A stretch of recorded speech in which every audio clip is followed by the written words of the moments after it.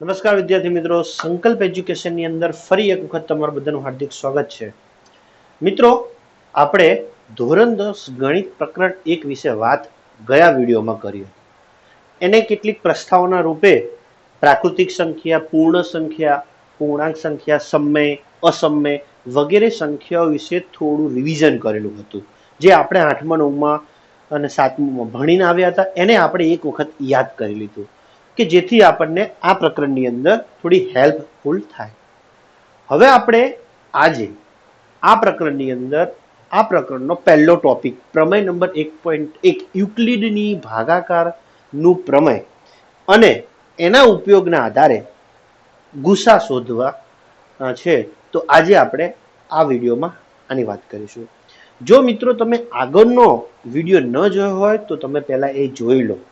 જોશો તો જ તમને અહીંયા આગળ આ ચેપ્ટરની અંદર સમજ પડશે, બરાબર. અને વિદ્યાર્થી મિત્રોને નમ્ર વિનંતી છે કે એક આ વસ્તુને નોટ ડાઉન કરો, અને થોડુંક જ કામ હોય છે, કલાક 2 કલાકનું, અને એને નોટ ડાઉન કરો, યાદ રાખો, થોડું એની પાછળ સમય આપો. તો ચલો સ્ટાર્ટ કરીશું.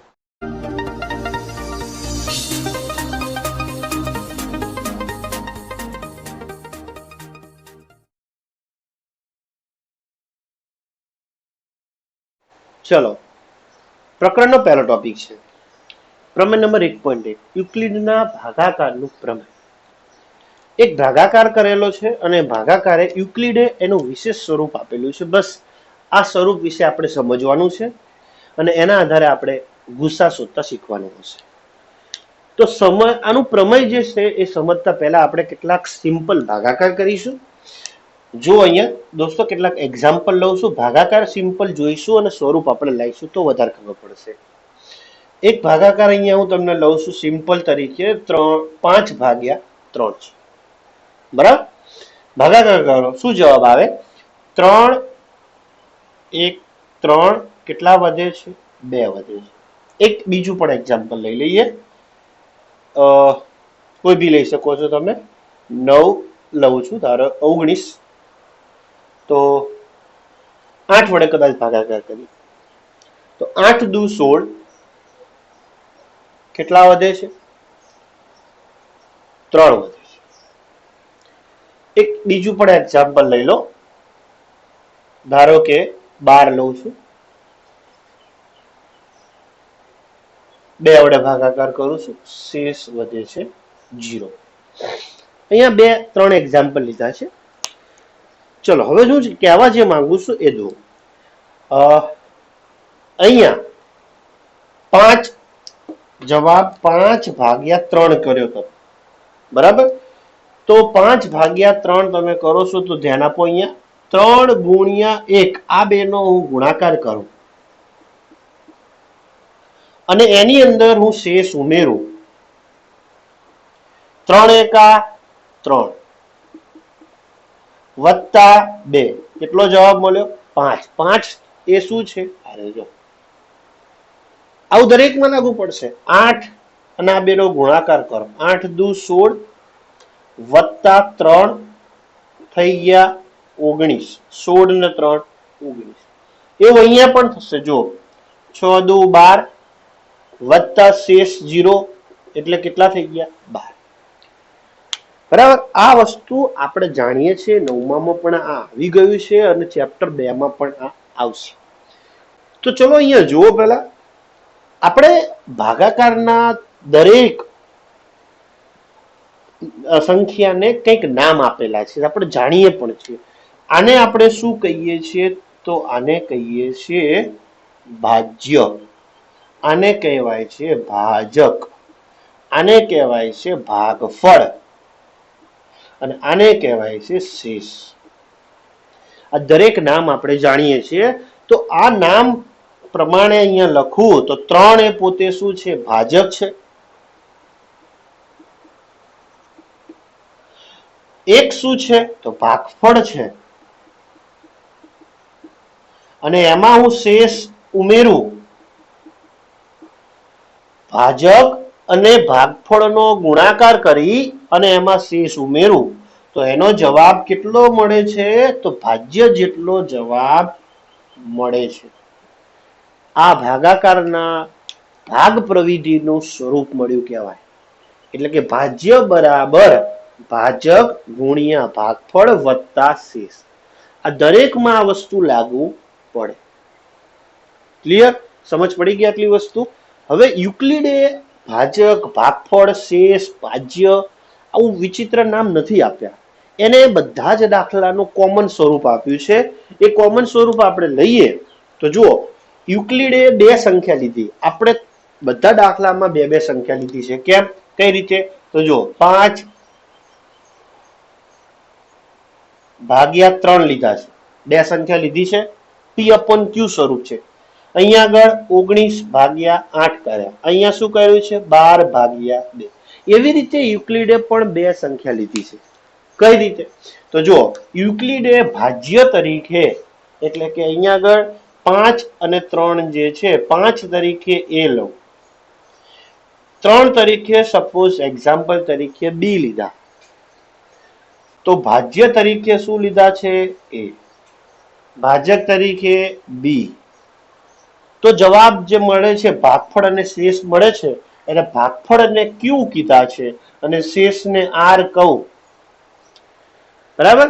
તો આખું સ્વરૂપ તમને આ પ્રમાણે એવી રીતે મળે છે કે ભાજ્ય બરાબર છે આની વસ્તુ. ચલો કઈ વાંધો નહીં, ભાજક લખો. ભાજક એટલે શું છે? તો બી ઇન્ટુ ભાગફળ એટલે શું થયું? ક્યુ વત્તા શેષ. શેષ એટલે શું થશે? આર. બરાબર ભાજ્ય એટલે શું થયું?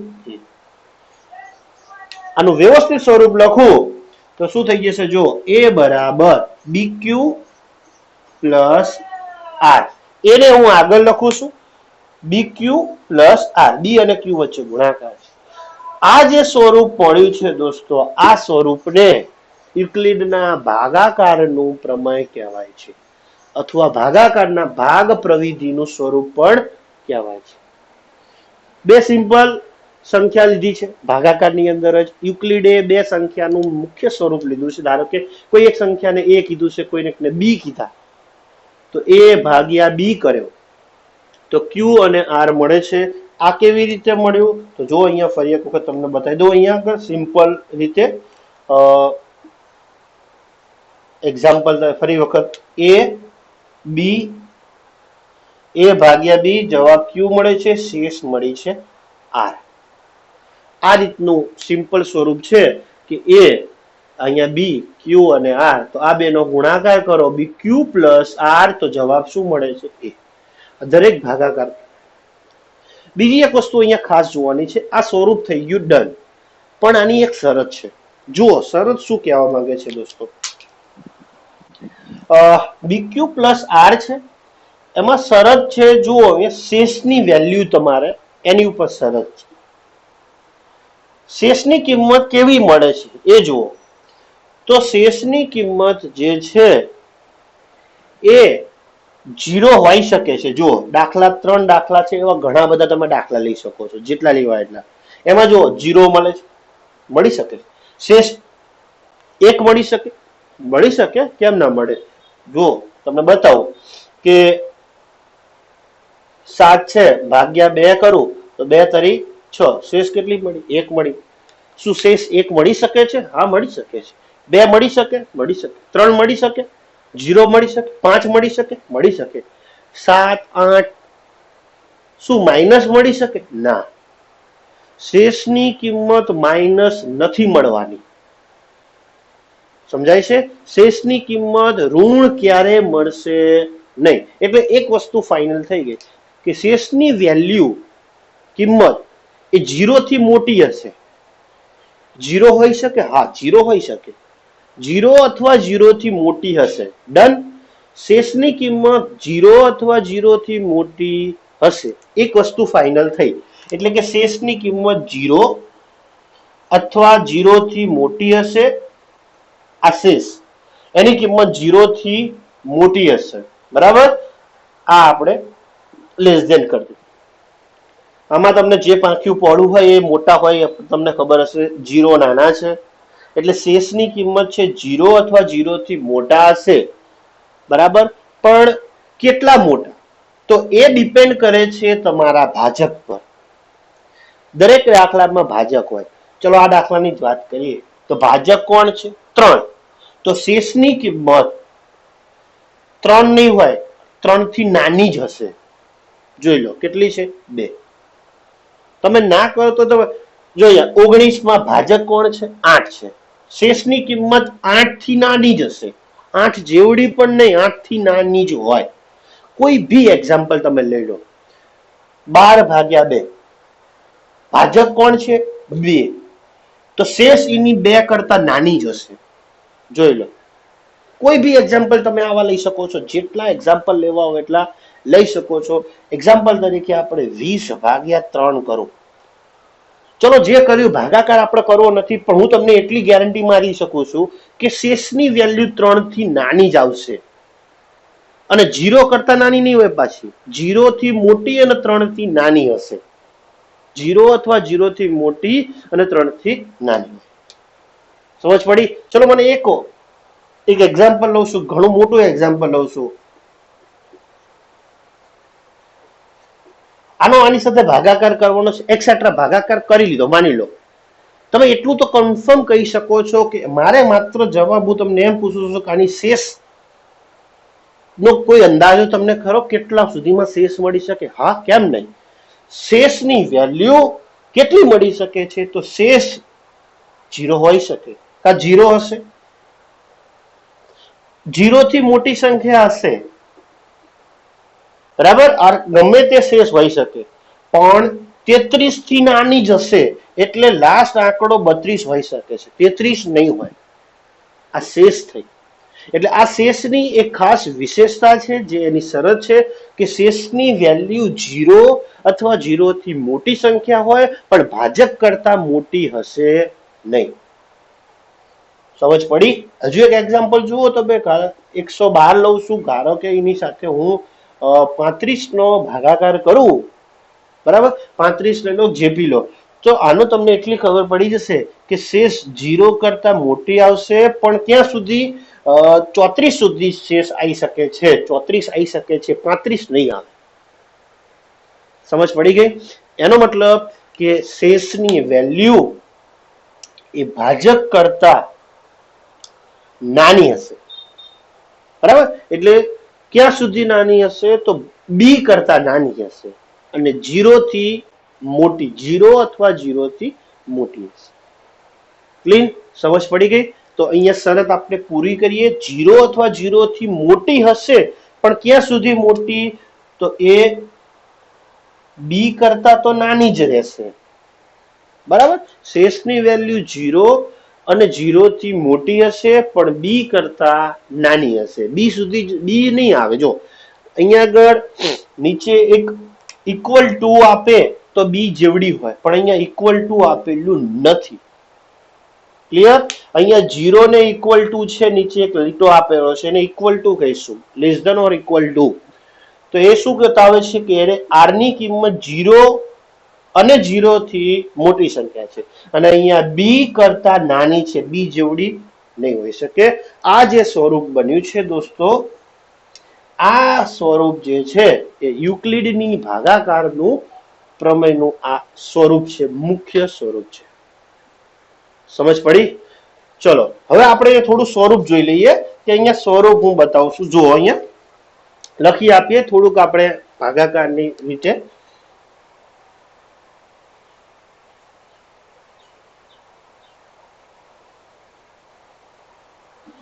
કોઈ વાસ્તવિક સંખ્યા a અને b માટે, બરાબર, અથવા કોઈ પૂર્ણાંક, કોઈ ધન પૂર્ણાંક a અને b માટે અને ઋણ પૂર્ણાંકો અને ઋણ પૂર્ણાંક એટલે ધન પૂર્ણાંક q અને r એવા મળે છે કે જેથી a બરાબર bq પ્લસ r, નીચે લખીએ એટલે તમને વધારે ખબર પડે, કે જેથી એ બરાબર બીક્યુ પ્લસ આર થાય, જ્યાં આર ની કિંમત એ 0 થી મોટી હશે પણ બી કરતા નાનું હશે. બરાબર. કોઈ ધન પૂર્ણાંક આપણે આટલા એક્ઝામ્પલ જોયા, એ એક્ઝામ્પલમાંથી આપણે એટલું સાબિત કર્યું કે કોઈ ધન પૂર્ણાંક એ અને બી માટે અને ઋણ પૂર્ણાંકો ક્યુ અને આર એવા મળે, ક્યુ અને આર એવા મળે છે કે જેથી આ શરતનું પાલન કરે છે. ટૂંકમાં ભાગાકાર તમે કરો છો તો ભાગાકારની વેલ્યુ આ રીતે મળે છે, બીક્યુ પ્લસ આર એવા મળે છે. તમારે માત્ર આ સમજણ, આ જે સ્વરૂપ છે યુક્લિડની ભાગાકારનું પ્રમેયનું આ સ્વરૂપ છે. બરાબર. એ બરાબર બીક્યુ પ્લસ આર, આર એવો મળે છે કે 0 થી મોટો હશે પણ બી કરતા નાનો હશે. ક્લિયર?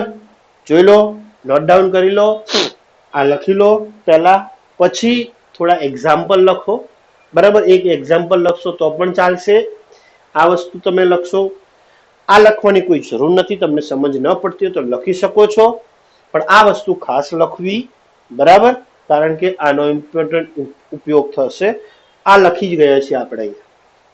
આ છે યુક્લિડની ભાગાકારનો પ્રમેય. નોટ ડાઉન કરી લો. આના પછી આપણે જોઈશું આનો ઉપયોગ, આના ઉપયોગથી આપણે ગુસા શોધતા શીખીશું. ચલો, આપણે યુક્લિડની ભાગ પ્રવિધિનું જે નિયમ હતો એ સમજી લીધો વ્યવસ્થિત રીતે. હવે એ જે સ્વરૂપ છે એ ભાગ પ્રવિધિ છે, એનો ઉપયોગ શું?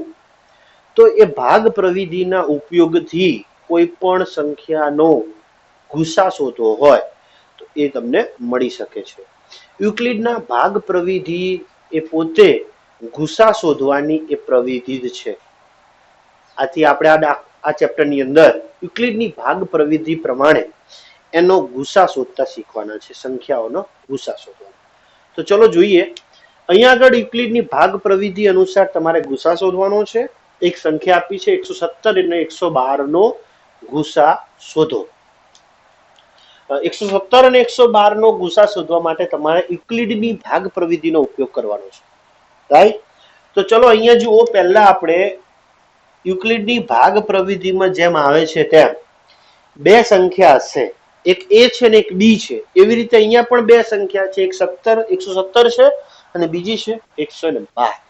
આપણે યુક્લિડની ભાગ પ્રવિધિમાં એ અને બી લીધા હતા, એમાં એ ઉપર રાખ્યા હતા અને બી નીચે હતા, જેથી એનો મતલબ એમ હતો કે એ પોતે મોટા છે. કારણ કે ભાગાકારમાં અંદરની સંખ્યા જે હોય મોટી જ હોય છે, તમને ખબર હોય છે, મોટા હોય છે. દરેકને ખબર જ હશે કે 7 ભાગ્યા 3 કરો તો અંદરની સંખ્યા મોટી હોય, એટલે કે અંશ મોટો હોય, અને છેદને શું લઈએ છીએ? નાના લઈએ છીએ. એટલે કે એ મોટા હશે અને બી શું હશે? નાના હશે. તો અહીંયા તમારે બે સંખ્યા આપેલી છે, એક 117 છે અને એક 112 છે. એમાં એકને એ કહી દો અને એકને બી કહી દઈ શકો છો. એટલે મતલબ કે 117 એ મોટા હશે કોના કરતા? 112 કરતા. બરાબર. હવે યુક્લિડની ભાગ પ્રવિધિ અનુસાર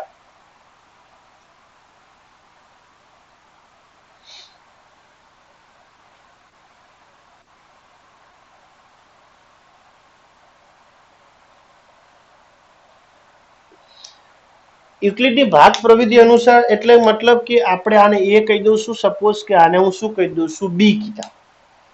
હવે ભાગ પ્રવિધિ શું કહેવા માંગે છે તમને ખબર જ હશે. એ સ્વરૂપ હું લખું છું, એ બરાબર બી ક્યુ પ્લસ આર. આ સ્વરૂપ છે. શેષને અત્યારે જે શેષની શરત હતી એનો અત્યારે ઉપયોગ કરવાનો નથી. અત્યારે માત્ર તમારે એ બરાબર બી ક્યુ પ્લસ આર ઉપયોગ લેવાનો છે. ચલો, એ તરીકે શું લખું છું? તો 117.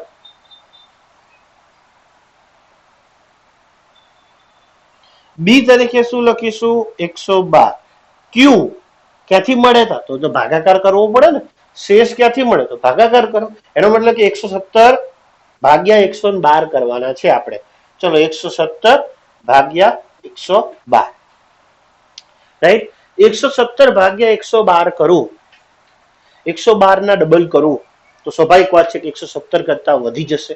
એટલે 112 ગુણ્યા 1, 112 બરાબર. 112 1 112 કેટલા શેષ વધે છે? તો 5 શેષ વધી. ક્લિયર? તો આ જે થઈ ગયું 112, ભાગફળ શું આવ્યું? 1 આવ્યું, તો ગુણ્યા 1 વત્તા શેષ થઈ ગઈ 5. શેષ 5 છે, 0 આવતી નથી. જ્યાં સુધી શેષ 0 ના આવે ત્યાં સુધી આ પ્રોસેસ ચાલુ રાખવાની. પ્રોસેસ કઈ? તો અહીંયા એ અને બી જે હતા, હવે તમારા એ અને બી બદલાઈ જશે. એટલે કે તમારો જે બી છે 112 એ હવે એ બને છે અને જે શેષ છે એ પોતે બી બને છે. સિમ્પલ ભાષામાં સમજાવું તો અહીંયા જે સંખ્યા આવશે એ અહીંયા આવશે અને આ જે સંખ્યા શેષ છે એ બી બનશે. ક્લિયર? સમજ પડી ગઈ? ભાગફળ તો તમારે જેમ ભાગાકાર કરશો એમ ભાગફળ આયા કરશે, શેષ આવે એને બી માં લો, બી પોતે એ બની જશે અને ફરી એક વખત ભાગાકાર તમારે કરવાનો આવશે. આ પ્રોસેસ કર્યા જ રાખવાનું જ્યાં સુધી શેષ 0 ના આવે ત્યાં સુધી. 112 5, ચલો હવે 112 એ બની ગયો છે અને 5 જે શેષ હતી એ બી બની ગઈ, એટલે 112 ભાગ્યા 5 કરો.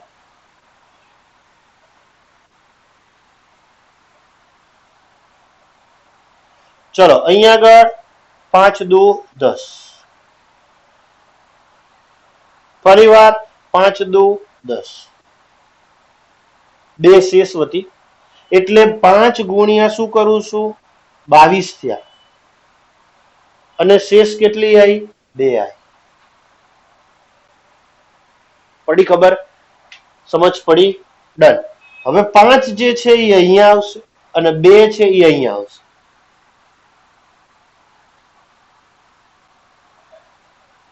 બી જે છે એ એમાં જશે, આર છે એ બી માં હશે. બરાબર? ખબર પડે?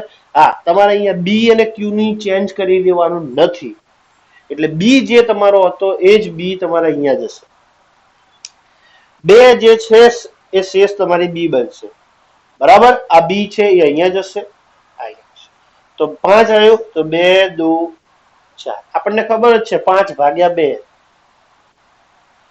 2 દુ 4, 1 વધે. 2 ગુણ્યા 2 4 અને એમાં 1 ઉમેરો એટલે તમારો જવાબ આવશે. ક્લિયર? હવે બી તમારો અહીંયા જશે, આ 1 અહીંયા આવશે, તો 2 ભાગ્યા 1, 1 એકા 1 શેષ પ્લસ 1. બી અહીંયા જશે, 1 અહીંયા આવશે,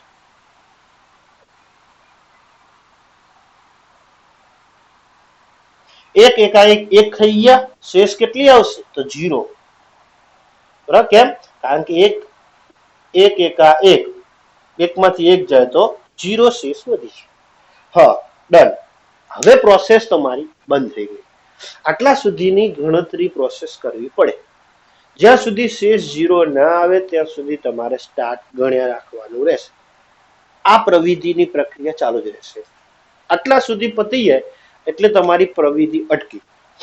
હવે વાત રહી ગુસા શોધવાની. તો ગુસા અહીંયા તમને મળી ગયો. સૌથી ગુસા એટલે શું? ગુરુત્તમ સામાન્ય અવયવ. સૌથી મોટો ધન પૂર્ણાંક હશે જે બંનેનો હશે, બંનેમાં આવતો હશે એવો મોટામાં મોટો કોઈ ધન પૂર્ણાંક હશે. કયો છે? તો જો અહીંયા તમને બતાવી દઈએ. તો ગુસા અહીંયા કયો થયો? તો શૂન્યતર શેષ. શૂન્ય સિવાયની શેષ કઈ છે તમારી? શૂન્ય સિવાયની શેષ, લાસ્ટ શેષ આઈ શૂન્ય. શૂન્ય સિવાયની શેષ તમારી આ રહી 1 છે. એ શેષ એ પોતે બી માં આવી જાય છે નેક્સ્ટ માં, એટલે આ તમારો ગુસા થયો. ગુસા કયો કહેવાય? તો 0 શેષ, શૂન્ય સિવાયની શેષ જે છે, બરાબર? આ બધી શેષ જ છે. શૂન્ય થઈ ગઈ હશે, શેષ શૂન્ય થવાની છે. એ શૂન્યની ઉપરની જે શેષ હોય શૂન્ય સિવાયની, એ પોતે બી માં જશે કે નહીં જાય નેક્સ્ટ? અને એ બી પોતે શું બની જાય છે? એ ગુસા બને છે. એટલે શૂન્ય સિવાયની જે શેષ છે એને પણ તમે ગુસા ડાયરેક્ટ કહી શકો છો. આ ગુસા કહી શકો છો અને આને પણ ગુસા આ જ વસ્તુ અહીંયા આવે છે, બરાબર. એટલે ગુસા એટલે તમારે લખવાનું કે તો ગુસા ઓફ, કૌંસમાં લખીશું ગુસા ઓફ 117 અને 112 આવી રીતે લખીશું. ગુસા ઓફ 117 અને 112 એનો ગુસા કેટલો થયો તો દોસ્તો 1 થયો, બરાબર. આ હતું યુક્લિડની ભાગ પ્રવૃત્તિ અનુસાર ગુસા સૂત્ર. નોટ ડાઉન કરો. હજુ એક એક્ઝામ્પલ આપણે જોવાના છે. ચલો નેક્સ્ટ દાખલો છે 7344 1260.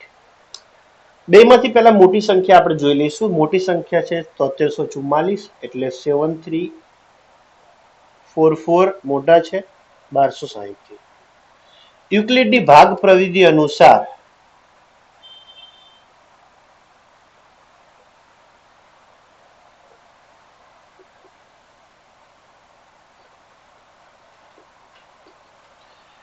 એ બરાબર શું હતું બી ક્યુ પ્લસ આર. આપણે નથી લખવાની જરૂર. એ એટલે આ મોટા સંખ્યા છે એને એ કહીશું 7344. બી એટલે 1260.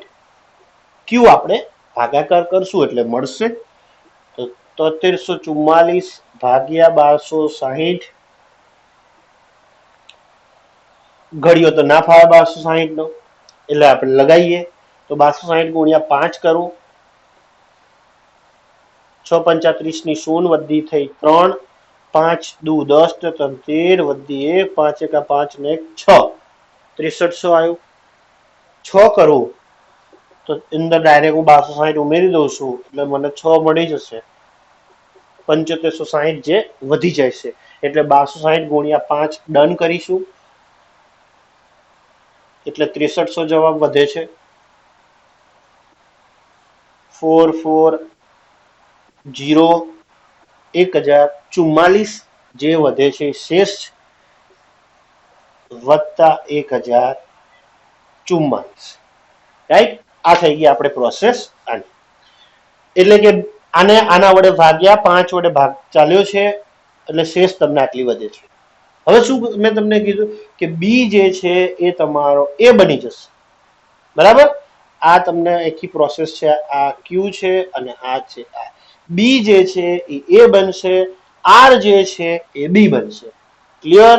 એટલે આ સંખ્યા અહીંયા આવશે, આ સંખ્યા અહીંયા આવશે એટલે 1260 જશે એમાં, 1044 અહીંયા આવશે, બરાબર. આનો કોઈ જરૂર નથી, આ તો માત્ર આપણે સમજ માટે લખ્યું છે. ભાગાકાર કરીએ 1260 ભાગ્યા 144. સ્વાભાવિક વાત છે કે ડબલ કરીશું એટલે વધી જશે એટલે અહીંયા 1 વડે જ ભાગ ચાલશે.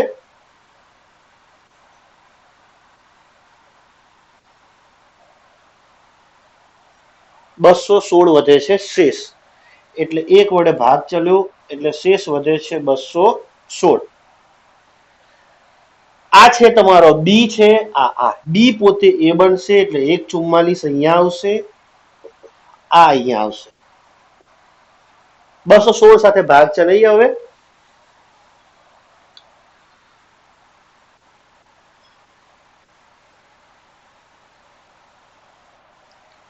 બરાબર. 216 ગુણ્યા 4 કરી જોઈએ. 100 4 24, 2 વધશે. 4 એકા 4 ને 2 6, 4 દુ 864. 5 કરું એટલે અંદર 216 ને ઉમેરી દઉં. 100 10 ની 0 વધી 1, 6 ને 7 ને 8, 8 ને 10 1080 વધી જાય છે એટલે આ આપણું ડન. 216 4 864. શેષ કેટલી વધે છે બાદ કરી દઈએ 0. 14 માંથી 6 જશે એટલે 8 રહેશે. 9 માંથી 8 કાઢવું એટલે 1 અને આ બાજુ 0. આટલી શેષ વધે છે 180. 216 ગુણ્યા 4 વત્તા શેષ વધી છે 180. 216 ભાગફળ આ તમારું ભાગફળ થશે આના થશે એટલે ભાગફળ 4 180. નેક્સ્ટ આગળની પ્રોસેસ બી છે એ અહીંયા આવશે, આ અહીંયા આવશે એટલે કે 216 બરાબર 180 ભાગ ચડીએ, બરાબર. ચલો હવે 216 ભાગ્યા 180 કરીશું. સ્વાભાવિક વાત છે કે ડબલ કરીશ તો 18 દુ 36 3 વધી જશે, એટલે એક સાથે ભાગ કરીએ એટલે 6 વધે છે, 18 ને 3 21 થઈ જશે, એટલે 3 વધે છે. એટલે શેષ 101 ગુણ્યા 1, 180 ગુણ્યા 1, શેષ તમારી અહીંયા આવશે 36. 180 અહીંયા જશે, 36 અહીંયા આવશે. 36 નો ઘડિયો 36 ગુણ્યા 5 કરીશ એટલે 180 થઈ જશે. જોઈ લો તો તમે તમારે એક વખત 36 ગુણ્યા 5 180 થાય જ. 6 35 ની 0, 3 5 તારીખ 15 ને 3 18, તો 36 5 180 થઈ ગયા. શેષ કેટલી આવશે તો 0 આવશે. આટલા સુધીનો ભાગાકાર કર્યો, શેષ 0 આવી હતી, પ્રોસેસ તમારી પૂર્ણ થઈ. રાઈટ, કમ્પ્લીટલી જવાબ તમારો અહીંયા આગળ મળશે. કયો જવાબ? શેષ શૂન્ય બની ગઈ, તો શૂન્યની ઉપરની જે શેષ છે એ તમારો બી બને છે, એ પોતે શું થઈ ગયો? ગુસા. બરાબર, તો આ બંને ભાજક જે છે, આ 36 વિભાજક કહેવાય, એનો જવાબ આવશે. એટલે અહીંયા જે સંખ્યા આવે છે એ ભાજક હશે, અને એ ભાજક જે બંનેમાં આવતો મોટામાં મોટો અવયવ છે, એટલે આને ગુસા કહીશું. એટલે ગુસા ઓફ 1260 અને 7344 નો ગુસા કેટલો આવ્યો? તો 5. સોરી 36 આવ્યો છે. કેટલો આવ્યો છે? 36 આવ્યો છે ગુસા બંનેનો. એકદમ સિમ્પલ વસ્તુ છે, સમજ પડી ગઈ છે. હજુ એક દાખલો આપણે જોઈશું એટલે વધારે ખબર પડે. સીધું સિમ્પલ વસ્તુ છે. ફરી એક વખત તમને આખો દાખલો સમજાવશું. મોટી સંખ્યા અહીંયા આવશે, 1260 અહીંયા જશે. યુક્લિડની ભાગ પ્રવિધિમાં એ અહીંયા રહેશે, બી તરીકે 1260 આયા. ક્યુ ક્યાંથી આવ્યો? તો ભાગાકાર કર્યો છે આપણે, એટલે 5 સાથે ભાગાકાર થશે, એટલે શેષ આવી 1044. હવે શું કર્યું છે? તો બી જે છે એ બનશે 1044 છે, એ અહીંયા આવશે. 1260 1 44 1 44 216 શેષ વધે છે. 1044 એ બનશે, 216 શેષ તમારી અહીંયા આવશે. ભાગ ચાલ્યો છે 4 સાથે, એટલે નાની સંખ્યા તમને મળી જશે, આ નજીકની મોટી નહીં થાય, એટલે 180 શેષ વધે છે. નેક્સ્ટ 216 અહીંયા, 180 અહીંયા, 180 180 36 શેષ. 180 અહીંયા જશે, 36 અહીંયા આવશે, 5 વડે, એટલે આ ભાજક મળે છે. ભાજક બી એવો બી છે કે જે બંનેમાં આવતો હોય છે, જેથી એક મોટામાં મોટો એનો ગુસા. નોટ ડાઉન કરો. હજુ એક દાખલો જોઈશું. ચલો, નેક્સ્ટ દાખલો છે 455 અને 42 નો ગુસા શોધો. પહેલા બેનીમાંથી મોટી સંખ્યા કઈ? તો 455 મોટા છે 42 કરતા. યુક્લિડની ભાગ પ્રવિધિ અનુસાર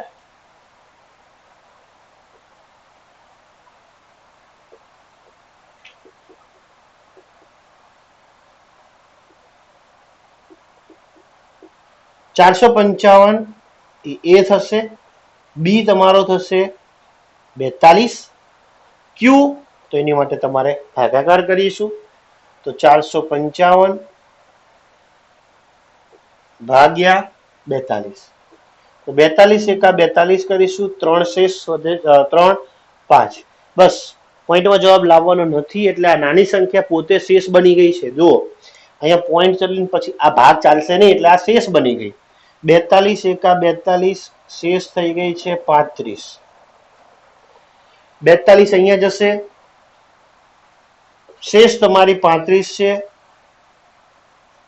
હવે 35 ડાયરેક્ટ શીખી જાઓ, ભાગાકાર ના કરો, કારણ કે એક સાથે ભાગાકાર થઈ જાય, 70 વધી જાય, એટલે 35 એકા 35 આવશે. અને આ બેની બાદબાકી તમે જે કરો છો એ જ તમારી શેષ બને છે. જો તમને એવું ન ખબર પડતો તો જુઓ, 42 ભાગ્યા 35, 35 એકા 35, 7 વધશે, તો એ ડાયરેક્ટ તમે 35 એકા 35, એટલે 35 થયા, કેટલા ખૂટે છે એ શેષ થશે. 42 માઇનસ, એટલે આ બેની બાદબાકી કરો, એ તમારી શેષ જશે 7. 35 અહીંયા આવશે, 7 અહીંયા આવશે, તો 7 પંચા 35, એટલે જવાબ 0 થઈ ગયો. શૂન્ય આવી ગયો છે, પ્રોસેસ અટકી ગઈ. હવે શૂન્ય સિવાયની જે શેષ છે એ તમારો બી બને છે, એટલે આ જે છે એ તમારો ગુસા બને છે. એટલે અહીંયા લખી દઈશું આપણે જવાબ આન્સર ગુસા ઓફ 455 અને 42 બરાબર 7. આ એનો આન્સર છે. જો એકદમ સિમ્પલ દાખલા છે, 3 દાખલા આપણે કરાયા છે. હજુ તમે વધારે પ્રેક્ટિસ કરવા માટે હું તમને દાખલા આપું છું. આ ત્યાં સુધી નોટ ડાઉન કરી. ચલો નેક્સ્ટ આગળનો દાખલો લાસ્ટ દાખલો છે, એના પછી આપણે તમને દાખલા પ્રેક્ટિસ કરવા માટે આપીશું. 175 અને 112 નો ગુસા શોધો. પહેલું આપણે ફટાફટ જોઈ લઈએ કે પહેલા મોટી સંખ્યા કઈ છે. તો 175 સંખ્યા તમારી મોટી છે 112 કરતા. તો હવે ડાયરેક્ટ યુક્લિડની ભાગ પ્રવિધિ અનુસાર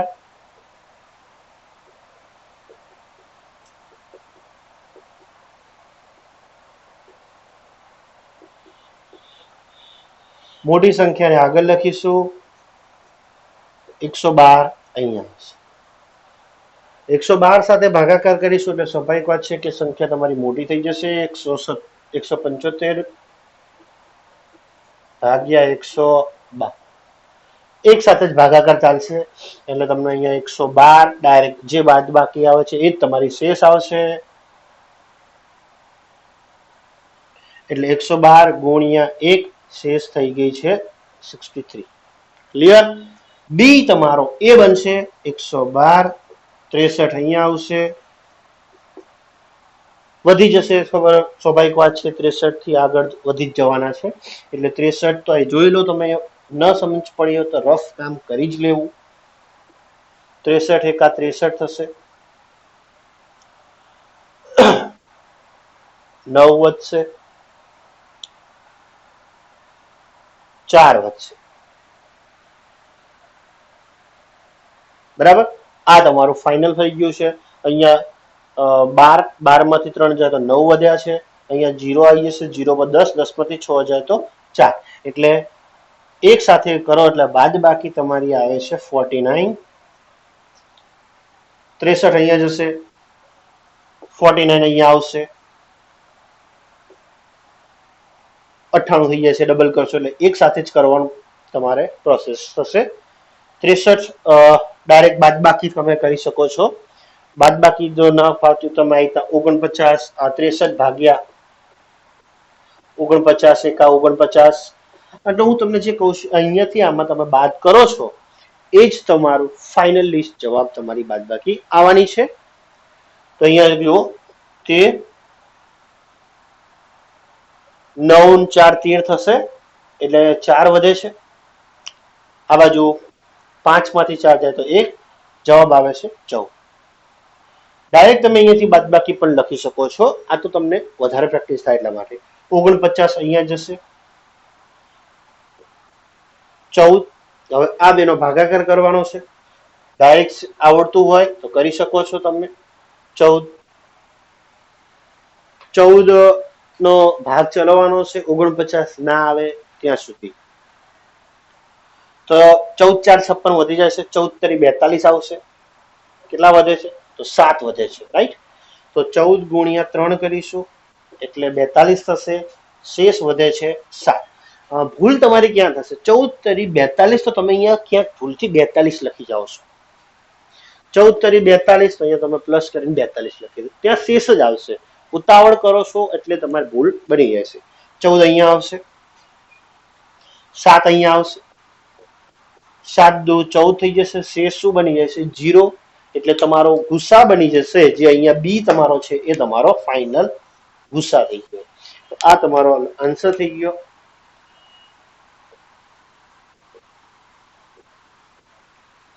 ગુસા ઓફ 175 112 આન્સર ઇઝ 7. જોઈ લો, નોટ ડાઉન કરો. હવે હું તમને થોડાક એક્ઝામ્પલ આપું છું આના જેવા લખવા માટે. તો આજે યુક્લિડની ભાગ પ્રવિધિનું પ્રમેય સમજ્યા પછી એનો ઉપયોગ ગુસા શોધતા શીખ્યા છીએ. 4 દાખલા આપણે કમ્પ્લીટલી મેં તમને સમજાવ્યા છે. શાંતિથી એને નોટ ડાઉન કરો, સમજો અને પછી ફરી એક વખત એ 4 દાખલા જાતે ગણો. પહેલા એ 4 ગણેલા છે એ દાખલા ફરી એક વખત તમે શાંતિથી સમજી અને જાતે ટ્રાય કરો. અને એ 4 દાખલા ગણાઈ ગયા પછી તમને પ્રેક્ટિસ કરવા માટે મેં અહીંયા બીજા 5 દાખલા આપેલા છે.